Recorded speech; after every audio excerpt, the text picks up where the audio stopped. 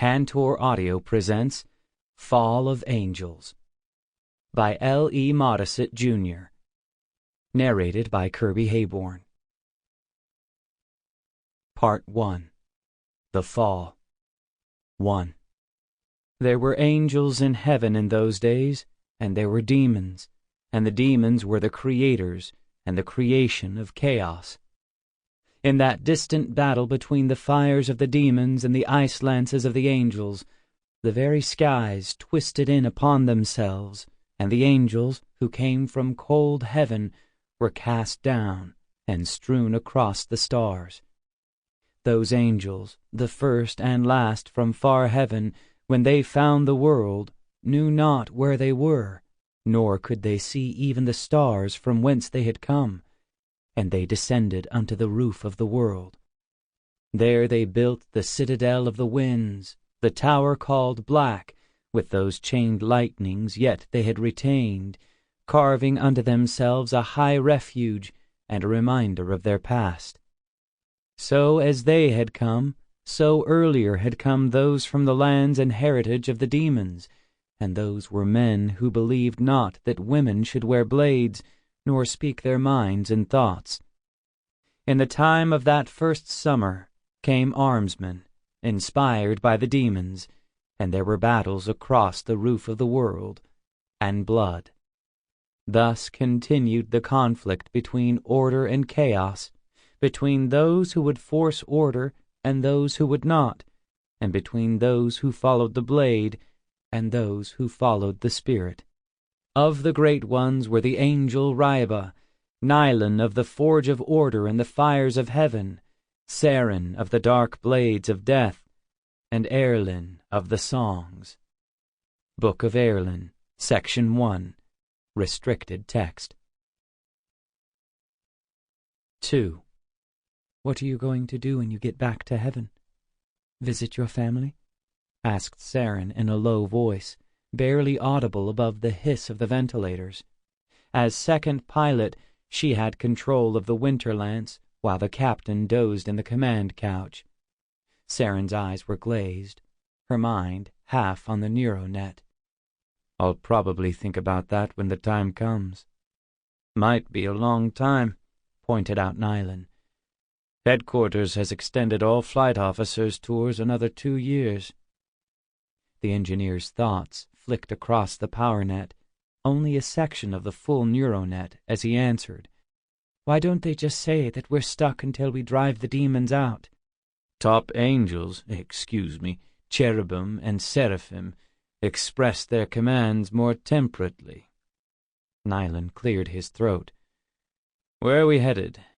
Saren expressed a mental shrug through the net. I've got the coordinates, but the captain didn't say why. We're positioning for an underspace jump and awaiting further orders. All net call! All net call! As the neuronet alert jabbed through his thoughts, Nilon stiffened and glanced around the bridge of the United Faith Forces frigate Winterlance. Ryba, the captain, hit the net so quickly, her thoughts cold and clear across the neuronet, that Nilon wondered if she had ever been asleep. At times like these, the engineer wondered if he ever really had known the captain. He knew that she drove herself, that she spent hours in high-G exercise, that she knew and practiced not only unarmed martial combat, but even the antique twin-sword exercises of Heaven's Cybran horse nomads, and that the blades on her stateroom wall were razor-sharp and had sharpened points as well. Then she had been raised in the nomad heritage where women fought and commanded, and she did command. Nilon stifled a yawn and eased fully into the net, catching the last of the online feed. Line 2 to be led and coordinated by UFFS Winterlance. Line 3 to be led by UFFS Stormsweep. Action will commence at 1343 Standard. Shit! The contemptuous word that floated unattached through the net came from Saren, who had just released the con to Ryba, although Saren had stayed linked to catch the incoming message. Right enough, affirmed the captain, her tone not quite sardonic. 12 towers and only 50 of us, and half are destroyers with barely adequate D-draws. Saren stood, wiggling her fingers. Then she tried to massage her neck with her left hand before settling back into her couch and trying to rest, while Ryba reoriented the Winterlance prior to setup for the underspace jump prior to the attack. With a deep breath, Nylan stretched. The engineer could check the files for the whole message, but the captain had it, and he knew enough, more than enough. The demons had a picket line of towers across the transit corridor, with webs into the underspace that would effectively cut the United Faith Alliance in two. The damned towers that drew power from who knew where and how were almost invulnerable. Almost. Except when enough de-energization was concentrated on the nexus points in their energy links, and then the entire line went up into pure energy. Most of the time, though, it was the angel ships that went up in energy. The towers had to be hard to build, because there were only about 50 known to exist. That still meant enough to quarter the UFA and to disrupt trade and communications totally. "Engines, interrogative Fusactor status." The captain's inquiry burned into Nylan's thoughts. The engineer suppressed his annoyance. Ryba could have dropped into the power subnet easily enough. It wasn't as though the Winterlance were anywhere close to jump or combat yet. He slipped deeper into the system and ran through the checks, then pulsed the summary to her. "Thank you, engines. PowerNet looks good." Nylan straightened in the couch and watched as the captain studied the displays, the ones spread across the front of the cockpit and those in her mind. Her thoughts flicked through the Winterlance's neuronet, making course adjustments, tweaking the power flow from the twin Fusactors, and studying, again and again, the icy images of the demon ships of the rationalists. "Lots of power there, Ryba," observed the wiry white-blonde engineer from his third seat. His unvocalized words flowed through the neuronet to her. "I wish you two would speak aloud. All those empathetic overtones mess up the net." Erlin, the comm officer, took a deep breath, although her words were also unspoken, flowing through the net with ice-burning over-edges. Empathetic overtones? Just because they occasionally slept together? Nylan glanced sideways to the fourth seat where the brunette sat, her thoughts restricted to the commnet, as she monitored everything from standing wave to demon frequencies. "Net's faster." Ryba's no-nonsense words snapped across the net with their own burning edges. Nylan winced and decided to check the power subnet again. 10 till jump. Time adjustment will be -5 for sync." The engineer moistened his lips. Back-time twists out of jumps seemed to give the angel ships an advantage, but the power requirements on the Fusactors meant they had to be rebuilt almost every third sortie, and 8 units was the max back time possible for an angel cruiser. The destroyers could go 10, but their underspace mass drag was less. So were their shields. A -5 meant the force would contain at least 1 heavy cruiser with 3 to 5 de-energizer draws. That also meant trouble. Trouble. As if to confirm Nylan's concerns, Erlin added the single word verbally. "Weapons! Interrogative D status." "De-energizers are ready, Captain." Both Gerlich's voice and net voice came across as a smooth, deep baritone, smooth as the man himself, unusually so for a full Cybran. Of the ship's officers, half were full-blood Cybran, Ryba, Gerlich, and Merton, big, broad-shouldered, and, despite their size, most at home in the chill of the high latitudes of cold Cybra. Erlin was mostly Svenish, and Saren and Nylan were about half and half. "Interrogative mass distribution." "Within parameters, Captain," Merton squeaked, despite his size, both in person and on the net, perhaps because he was barely out of the Institute. The time clicked by silently as the Winterlance hurled toward her underspace jump point, as the dozens of other angel ships converged on that same jump point. "Stand by for jump." "Engines standing by." "Comm standing by." The acknowledgments flicked across the net, sequentially yet instantaneously. "Jump! Now!" The Winterlance dropped under space with a rush of golden glory, as though on spread wings, that instant of pain/ecstasy enduring forever, yet gone before it had begun. Then real space slammed tight around the cruiser. The rep screen flared bright with the images of nearly 50 angel ships, arrow-edged toward the glittering line of light held together by the mirror tower ships of the demons. Nyland could sense the dark image of a trapped angel transport, an insect struggling futilely in the web of energy, struggling with full drives, with shields, yet unraveling into dust and energy in the instants after the angel force dropped toward the demon mirror line, that impossible energy web that stretched across seemingly empty space to snare any angel ship within light years, in real or in underspace. "Full shields. Everything you can get me, Nyland." "Yes, sir." "Begin overlap. Now!" "Full shields in place, Captain." Nyland dropped himself down through the net practically to the individual flux level to smooth the energy flows and to develop maximum power for both screens and propulsion fields. At the same time, he had to fight the feedback created by the overlapped shields of the cruisers flanking the Winterlance. On the right was the polar flow, on the left the deep chill. The polar flow's engineer was either rough or new, or both, and the power fluctuations from the ship created unnecessary energy eddies across the entire shared shield, eddies that fed back into the Winterlance's power net. "Smooth your fields, 3!" snapped Ryba over the command net. 3 was the polar flow, and Nyla nodded. The worst of the energy fluctuations smoothed, but Nyland shook his head. The other engineer just didn't have the touch, and nothing except experience would give it to him or her. The problem was that the demons wouldn't give that much time either before the mirror towers lashed the fluctuations into energy storms whose feedback would rip the polar flow apart.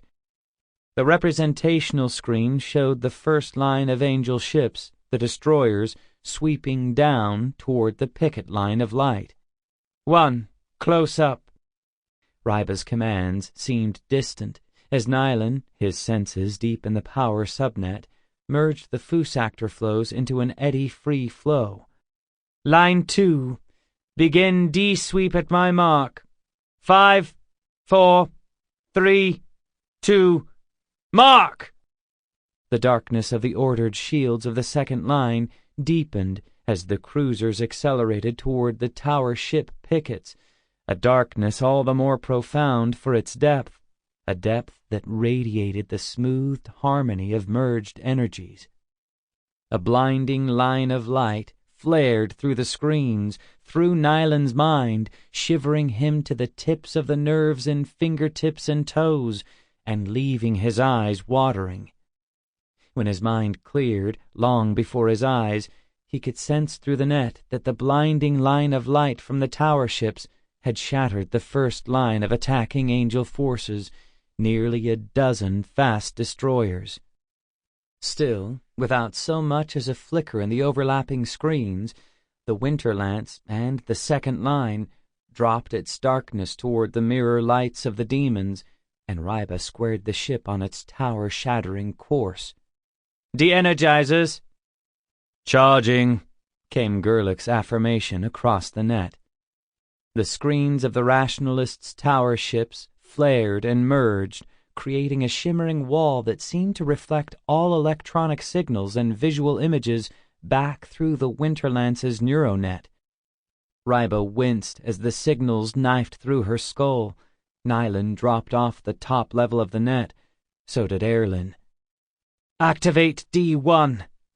The captain's thoughts were cold, even though Nylan knew she trembled in the command couch, even as the combined signals of the angels' fleets and the demons' towers flared back through her mind and her body. D1 is activated. Activate D2. D2 is activated. Nylan moistened his dry lips, finally opening his eyes, then easing back onto the neuronet's top level, where his senses slipped across the screens and inputs that the captain juggled as Line 2 began the sweep through the probing disruption lines cast by the demons. With 12 towers and only 50 angel ships, he didn't expect too much from the de-energizer beams of Line 2, except that the demons' towers would have to draw on their own power rather than use laser or solar energy to hold the reflective focusing against the angels' fleet. It often took 4 lines to even get the reflective shields of the demons to dim. Nylan watched the representational screen. No visual scans would show the intertwinings of energies and positions that marked the angel-demon conflicts. The energy draw beams converged on the selected nexus point, the 2 from the Winterlance, 2 from the Deep Chill, and 1, of course, from the struggling polar flow. 3! Get that D-beam in position! There was no response from the polar flow, but somehow the demons' towers shifted in space, and the D-beams flared into nothingness. The captain flattened the propulsion fields and slewed the ship sideways at a right angle to the course line, then, even before the frigate was reoriented, pulsed the de-energizers twice more on the nexus lynch point between the shields of 2 towers. Another pale amber de-energizer beam struck the same lynch point, then another, and then a 4th. "Power, Nylan! Power!" The engineer dropped into the neuronet, and 100 flashes of energy ripped at him, enough that his whole body burned as he boosted the fusactors to nearly 20% over rated maximum and channeled everything but the power to the ship's screens into the de-energizers. 2 disruptor fields bracketed the Winterlance, and Nylan dropped his senses into the lowest power sublevels, smoothing fields and trying to anticipate the feedback effects. Somewhere, on the neuronet levels above him, he could sense the implosion as the polar flow was sucked into overspace chaos. Ryba dropped the frigate's ambient gravity to near null, while lifting the Winterlance almost on her tail. The demon disruptor brackets faded. Sweat poured from Nylan's forehead and down across his closed eyes as he eased the flux lines into smooth lines of power from each fusactor and merged them. He let the right fusactor rise to 110% rated output and the left to 109% until just before the hint of electronic chaos began to appear. Then he dropped both to just shy of max. Even so, the system telltales began to flash amber, like pinpoints of pain through Nylan's body, and he took the ventilation system offline to compensate, knowing the 24 Marines would start cursing even as the cold air stopped flowing from the ventilator jets. The flight crew members were used to the loss of ventilators in combat and were usually too preoccupied to worry, but the backup combat troops weren't. They hated serving as backups, but ever since the Icewind had captured a demon tower, the Angel High Command had insisted on 2 squads of Marines on each cruiser. Of course, reflected Nylan, no other cruiser had even come close to a tower ship, and the Angel scientists had yet to figure out how the damned tower worked, except that it somehow both created chaos perturbations and used them to distort real space. 2 sets of disruptor beams probed around the Winterlance. Ryba dropped the external energy levels to nil, then pulsed screens. Nylan scrambled through the mid-level power net, cooling feedback, and unsnarling the energy loop from the second fusactor, always more sensitive to field effects. A 3rd beam switched to the Winterlance, as the deep chill went to chaos. The captain dropped the nose and most of the screens, jamming all the power flows into acceleration, and demanded, "Power!" Nyland rammed the Fusactors into emergency overload, nearly 120% of rating on each, letting his nerves burn as he damped the swirls. The third line of angels began to attack the towers, but the disruptor beams all seemed to remain searching for the Winterlance, bracketing the cruiser on all sides. Nyland swallowed. With no gravity in the Winterlance, the ship warming rapidly, the ventilation off, and the captain playing spaceobatics to avoid the rat's focused ion disassociators, his guts were twisted into knots, his eyes pools of pain, and all he had to operate with were the net and his senses. "Shields!" Ryba dropped the acceleration to nil. The fourth line of angel ships, including the heavy cruisers, swept in from below, and dozens of de-energizers licked at the towers, but the disruptors still slashed at the Winterlance. Nyland reshifted the power flows into overshields, calculated and recalculated. The Winterlance's screens were strong enough for perhaps 2 simultaneous demon beams, once, twice at the outside. One disruptor slid across the screens, and Nyland moaned as the power burned into his brain, even as he shifted the screen focus to blunt the dull, aching, and chaotic combined power drain and overload. A sound like splintering glass, shattering static, and pure chaos screeched through the comm bands as the mirror ship's nexus point collapsed and fundamental chaos back-surged from the disintegrating rat picket line. Angel ships scattered, some underjumping blind, others swallowed by the chaos vortex unleashed by the nexus point's collapse. Ryba dropped the shields and pulled full acceleration. The fundamental chaos, a white vortex swirling in no directions and all directions, glittering with the focused and reflected energies of the rationalists' tower ships, stammed through the Winterlance, twisting and tumbling the frigate through a dark funnel into a red-tinged whiteness framed with black order. The same blackness flooded over the overloaded engineer. 3. Nyland shook his head. He hadn't expected that he'd be able to shake his head, or that he'd even be alive. Then he tried to access the neuronet, but nothing happened. He concentrated on the power system and got the mental image of the board. The mental readouts matched the visual console before him, but he had no feeling of being on the net, just the mental picture. Both status images revealed that the Fusactors were dead, almost as if they did not exist. He frowned. "Darkness, look at you," murmured Erlin.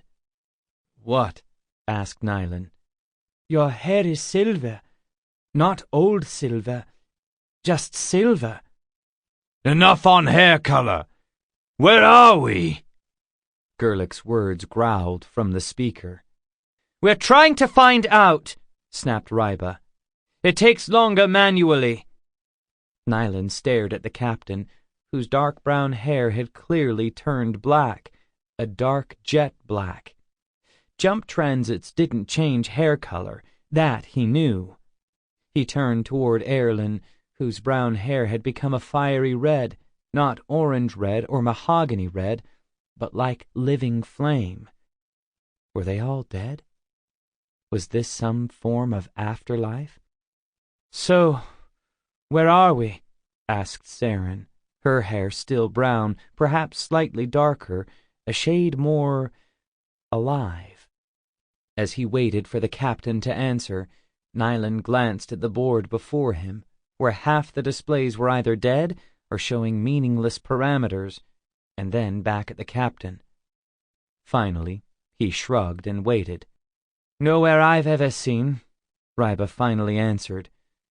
"The nav systems don't match anything, but we're practically on top of a planet, and I'll have the orbit stabilized in a bit." The engineer frowned.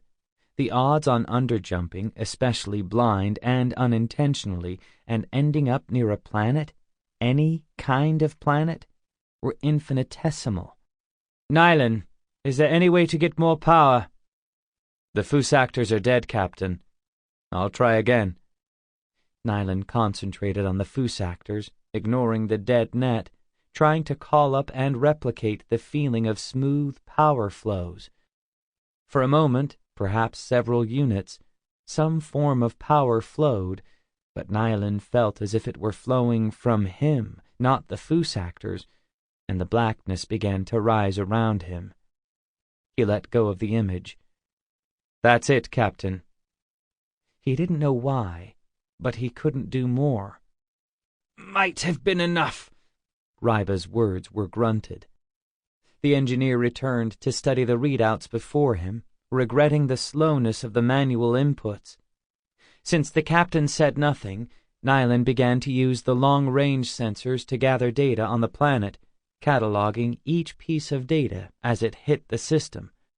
A warm water planet with no electronic emissions, clear day-night rotational pattern, no moons of any size, no light concentrations on the dark side, roughly Heaven-Cybra standard gravity, assuming that the mass balance was somewhere near norm. He trained one sensor on the sun and swallowed. "Stable orbit, I think," announced Ryba, wiping her forehead with the back of her black shipsuit sleeve. She turned in the couch and frowned. "You were right, Erlin, about the hair color." Nylan nodded to himself. Was the spectrum, the visible spectrum, different? How could it be? The ship's lights were still the same, or were they all different? "Where are we?" asked Saren. "Does anyone know?" "A demon-fired long way from anywhere, that's certain." Ryba wiped her forehead again, looked back at the screens once more, and then at Nylan. "You were doing something with the sensors, Nylan. What do they show?" "I'd have to say that we're not in our universe." "Not in our universe? How could we not be in our universe?" "Would you prefer dead? The afterlife of the demons? Those are your choices. Personally, Captain, I prefer the alternative universe." "And what might lead you to this conclusion, Sir Nylan?" Ryba's voice was chill, the polite voice of disagreement that Nylan hated. "A number of little things, beginning with the odds of blind underjumping and emerging near a planet. In our universe, that kind of jump would have turned us into dust and energy. The Fusactors are both dead, and they shouldn't be. The indicators show that the Firin cells are discharging at half their normal rate, despite twice the emergency load. At least there's a planet down there." "That's another problem. It's a water planet, and it's in what would be a habitable zone, assuming that such a thing existed with a yellow-white star this hot. But it's on the fringe for most of us." "You're half Svenish, aren't you?" snapped Gerlich over the speaker. "Trust a Sven to pick a hot planet." "He didn't pick it," pointed out Ryba. "How hot is it?" "If the sensors are accurate, the sea-level surface is like Joby, but warmer. Too hot to be comfortable for us, but fine for demons. There are a couple of high-altitude plateaus that would be perfect, especially in the smaller continent, but setting a lander down there would be murder." "Trying to live in a place hotter than Joby would kill most of us, except you and Erlin," responded Gerlich's voice. Saren swallowed in the background, but Nylan said nothing. "It wouldn't be a revel for us." Erlin's brown eyes seemed to flash blue. Ryba nodded curtly, but not quite so coldly. "Anything else?" "I think there's some form of life down there, and there shouldn't be. Not without some form of moon, or unless we're looking at a plano-formed world. But there aren't any electronic emissions." "Maybe it's a lapsed colony world." "Could be. Whose?" How long has it been isolated? Sample complete. Ready to continue?